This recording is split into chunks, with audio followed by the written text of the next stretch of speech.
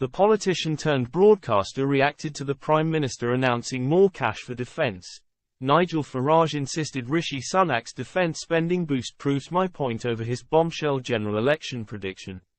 The former UKIP leader has tipped Britain to go to the polls this summer rather than the autumn.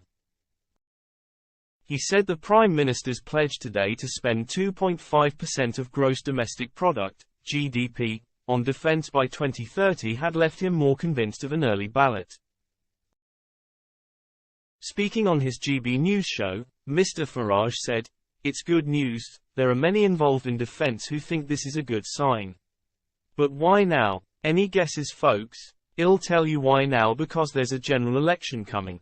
They're beginning to say all of the right things, having not done any of them for the last 14 years, and we're all supposed to believe that everything now is all going to be okay. Well, I guess you may say at home, better late than never.